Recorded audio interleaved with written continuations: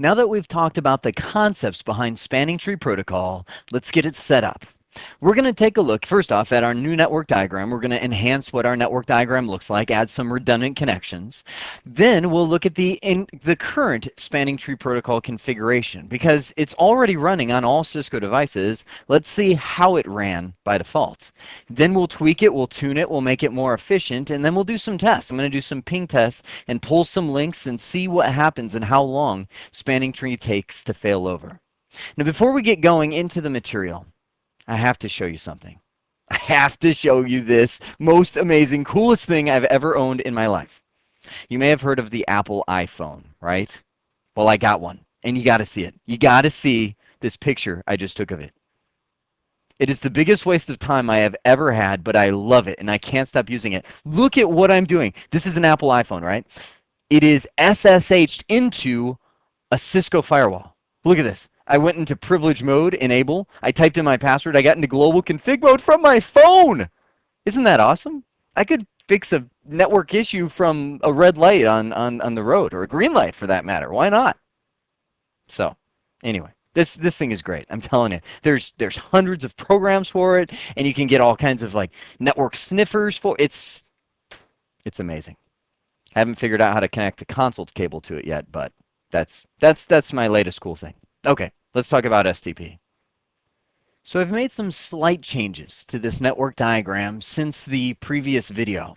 All I did for this configuring and testing spanning tree is move the PCs back out of their VLANs. Now don't worry, that's a temporary thing. This is just going to be the basic STP before we get into all the enhancements. And to do that, everything is just put back into VLAN 1. So you can see these two computers are out of their VLANs. They're assigned their normal VLAN 1 IP addresses. They are able to ping each other again. These VLANs are still there. They're just, I guess we could put a little not in use because everything is currently joining VLAN 1.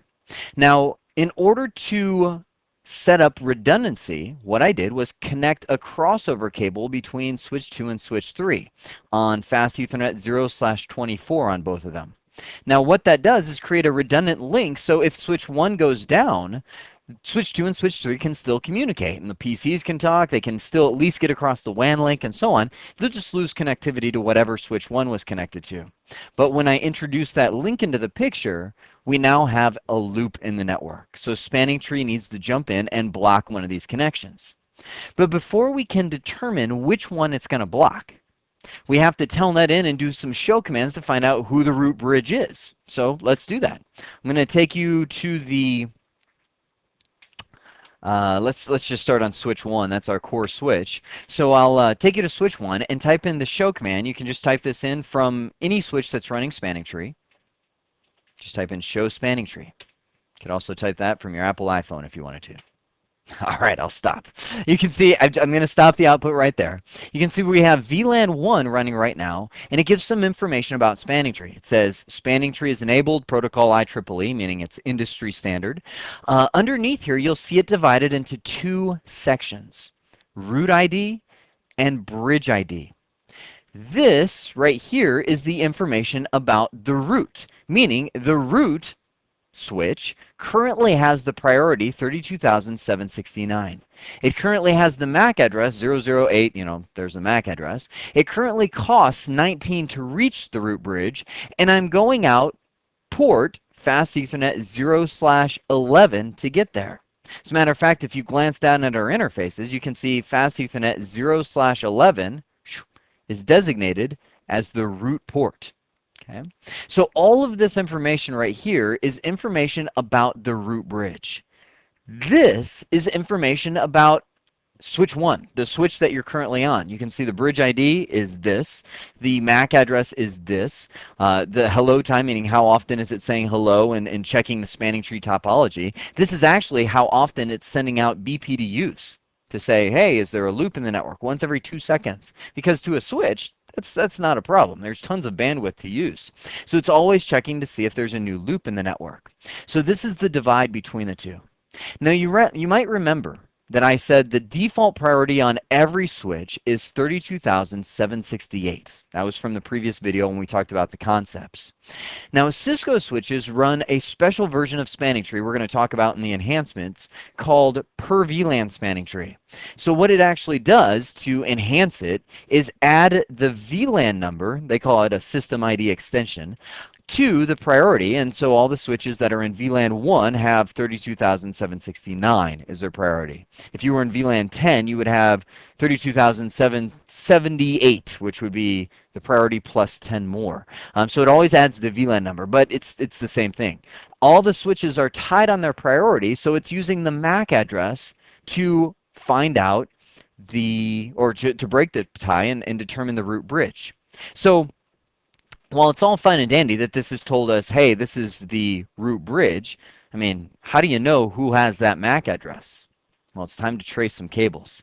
You look at your network diagram and find out on switch 1, what does port 11 or Fast Ethernet 0/11 connect to? Jump back here. Fast Ethernet 0/11 connects to switch 2. So chances are, if you follow that link, you're going to find the root bridge. And as a matter of fact, you can also notice right here, Fast Ethernet 0/12 is blocked. So that gives us a big clue, chunk, that link is disabled because that is the least efficient connection.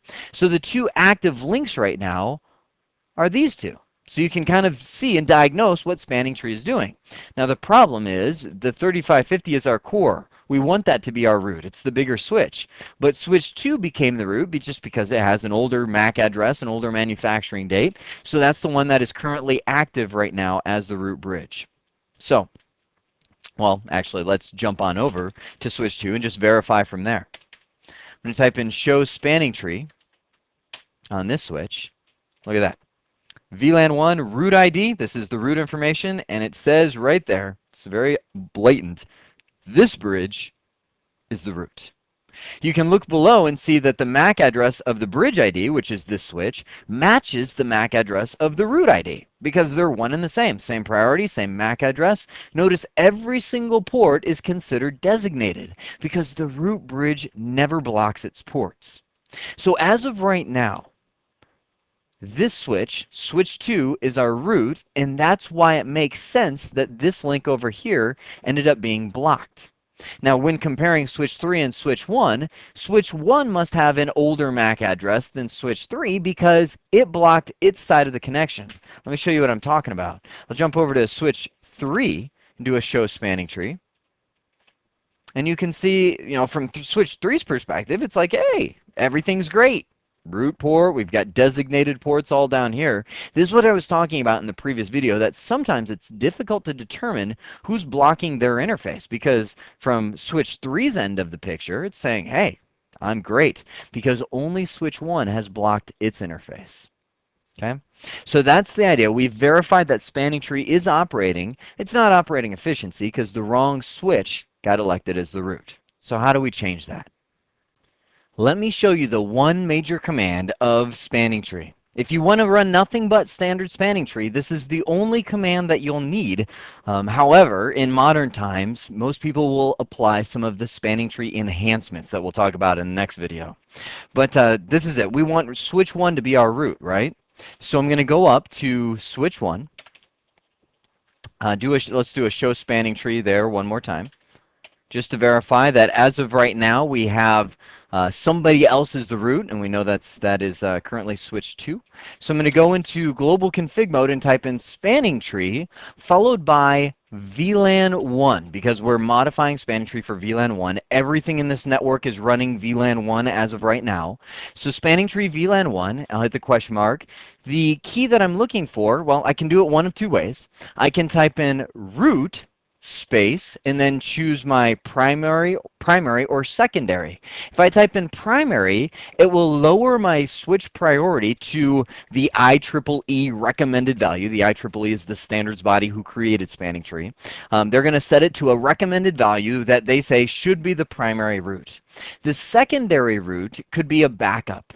For instance, if I had 2 core switches or 2 major switches in my network that I wanted to be redundant for each other, I could set the secondary one as a backup for VLAN 1.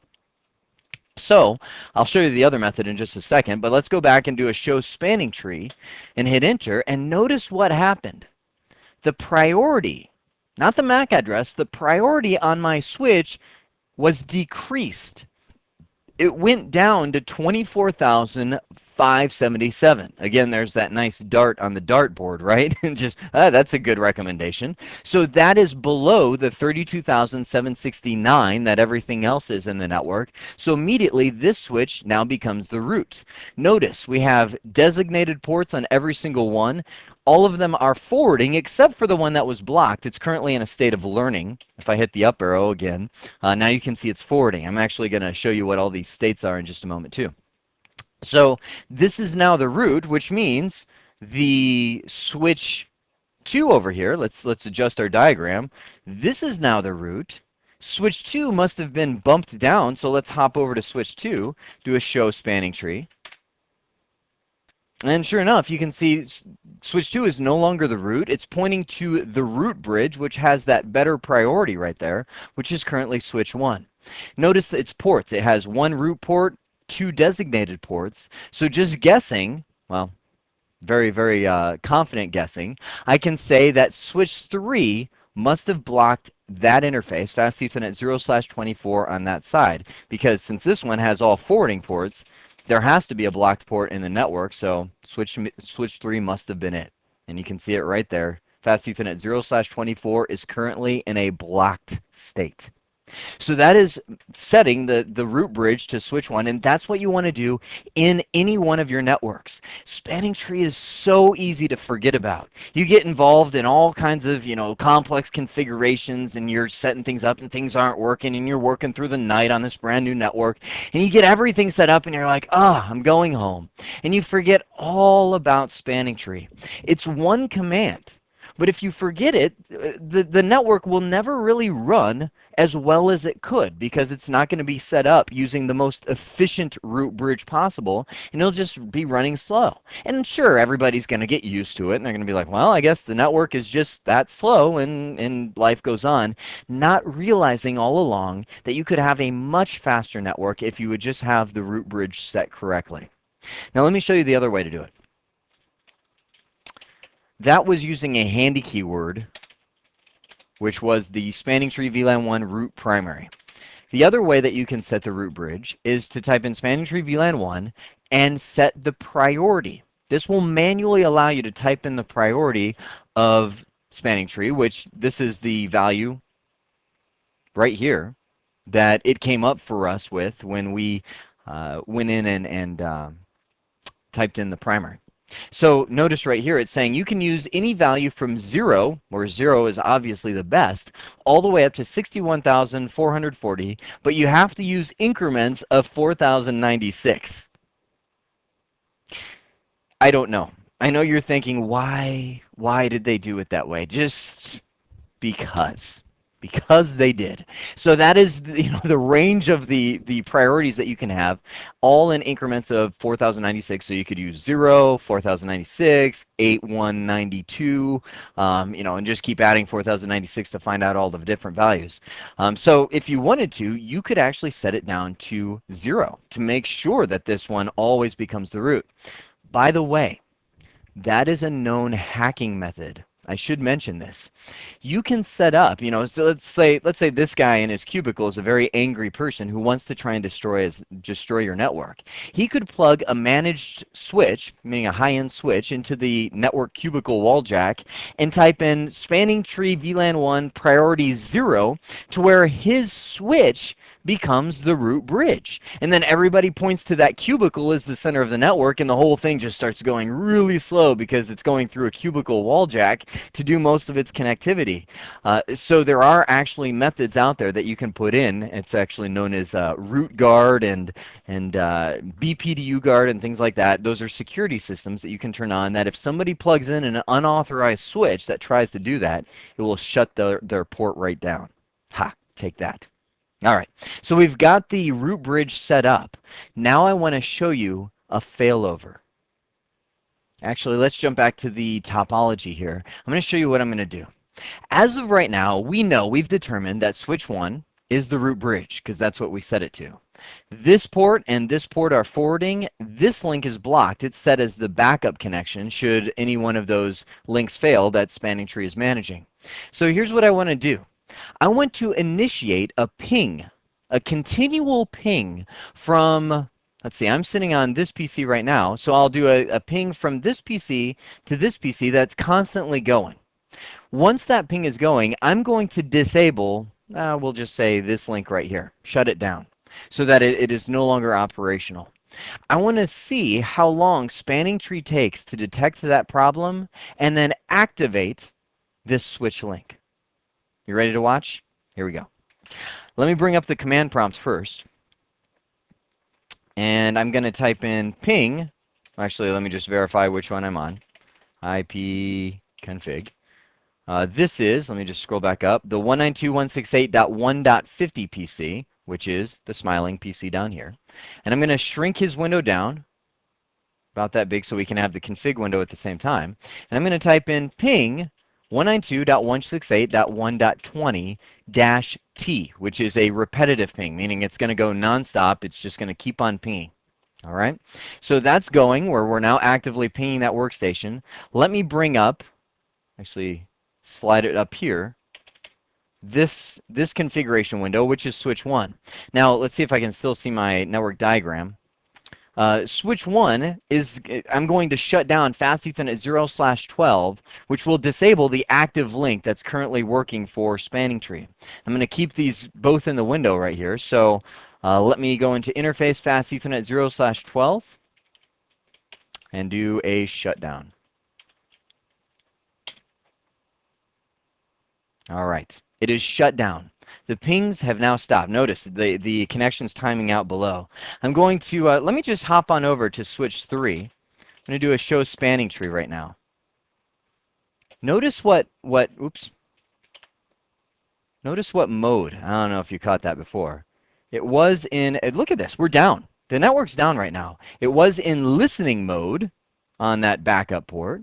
Then it went to learning mode. And look at that, wham, we're now back online. The switch is pinging. Now, that was, I'm sure, you know, with my kind of banter, talking, and so on, that was about 30 to 50 seconds of a network outage that occurred just to allow Spanning Tree to fail over. Now, that may sound like, okay, that's, no worries, life is good. But remember, our networks nowadays are running connections like voice over IP. You have phones running on the network. You have active file transfers. You have replications. You have airline schedules. You have credit card transactions. You have stock quotes. All of this stuff is happening real time. Snap, snap, snap, snap, snap. Flying across your network. If you have a network outage of 2 seconds, that's something where people are like, whoa, what just happened? Phone calls drop everywhere. Stock quotes get kind of, off and off shift. If you go for 30 to 50 seconds, and let me revise my excitedness here, 30 to 50 seconds in a production network, in a critical business network, you're going to have a major crisis on your hands. What I just demonstrated is why Spanning Tree, as it stands right now, is not used very often in full enterprise networks. There's enhanced versions of it that we use. Matter of fact, watch this. I'm going to go, let's see, back onto switch 1, under Fast Ethernet 0/12 and do a no shutdown. Let's power that guy back on. Yay, we'll fix everything, right? What it's going to do is, as soon as all the links are detected and back online, notice, you see my equal signs? They've stopped. The network has gone down again. I'm serious. I'm going to do a show Spanning Tree. Look at this. Fast Ethernet 0/12 has gone into its nice little listening state there. Let's do a Spanning Tree. Oh, now it's learning. Meanwhile, imagine people right now going, ha, ha, network down, phone calls dropping, customer dissatisfaction, airlines are out of whack, credit cards aren't being processed. Ah, see, I'm trying to hype this up here. There's a major network outage, and finally, we're still dying here. Well, it looks like the port is forwarding, but something still hasn't come back online. This is actually known as a blocking timer. Eventually, give it 60 seconds, give it a minute and a half or so. Eventually, it will renegotiate and the port will come back online and go active. Spanning Tree, the version that we just saw, Was developed a long time ago. I mean, think when switches came out, that's when spanning tree came with it because people wanted redundant connection. So we're talking a technology that a decade ago, it wasn't that big of a deal to have an outage of 30 seconds. That's all right. But nowadays we have to use enhanced versions. So there it is, basic spanning tree protocol. Essentially a protocol that is necessary in our networks, but needs to be enhanced and upgraded, as we just saw. So what we first off looked at was enhancing our network diagram by adding in a redundant link between the two switches, which spanning tree did its job. It identified it and it blocked it. So we identified the current spanning tree configuration, which just the oldest switch that you have in your network will be elected as the root bridge, and all the switches will find the best way to reach that root bridge and then block all the redundant connections. So what we need to do is find the best switch in our network, even in the enhanced version. I don't mean to hype up the enhanced version like everything's better, everything's changed, although it is a lot better. But in the enhanced version, we still have to elect a root bridge. We still have to make sure that we have, all the core technology of spanning tree, even in the enhanced versions, is the same. So we have to configure a root bridge and set that up as the core of our network, and all the switches will find the best way to the center and work from there. I hope this has been informative for you, and I'd like to thank you for viewing.